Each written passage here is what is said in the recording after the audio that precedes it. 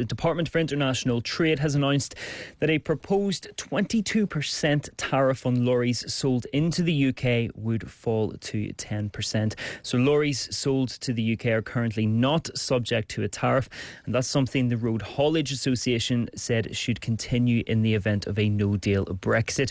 Well, on the line is John Martin from the Road Haulage Association in Northern Ireland. John, good morning. You welcome this news, this drop in tariff?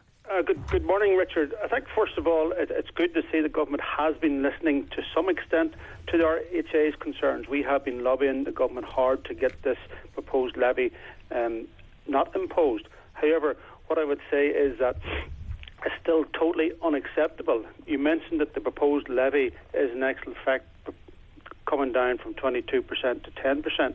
That's not exactly true.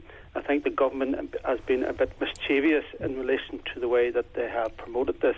In what way? The proposed rate is 16% in actual fact for articulated tractor units, and it's 10% for the rest of the fleet. So in actual fact, the figure that they have said is not exactly reflective of what they're actually proposing. And what impact would these proposals have on your industry? Well, in essence, taken as an example, a 44-ton tractor unit, which is an articulated unit, it would increase the cost of that particular vehicle by £16,000. That puts Northern Ireland hauliers, or indeed UK hauliers, at an immediate disadvantage, particularly within the north of Ireland, where you're competing for contracts against hauliers based in the south of Ireland who have zero tariff to pay on their trucks.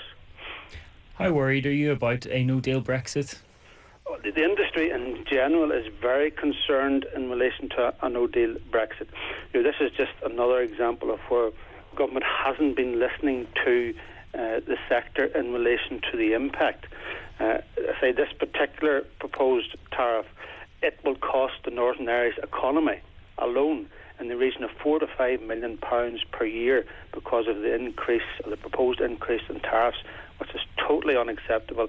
And the industry is running on very, very tight margins of 2 to 3% profit margins. So companies would struggle? Any proposed increase could put some companies to the wall. And that's quite stark. It's a stark warning. Well, at the end of the day, everything that's made within Northern Ireland, everything that's consumed within Northern Ireland has to be moved by trucks. If you don't have trucks to move your goods, then the public will suffer. And John, we're hearing this morning that £31 million has been given to Stormont to prepare for no deal. Some of that money might be kept or used for trade inspection staff and vehicle parks. What do you make of that?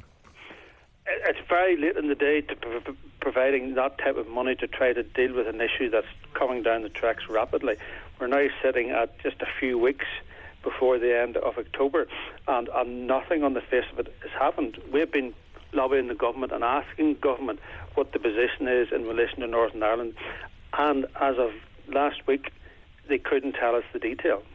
Okay, John Martin from the Road Haulage Association, thanks for joining us.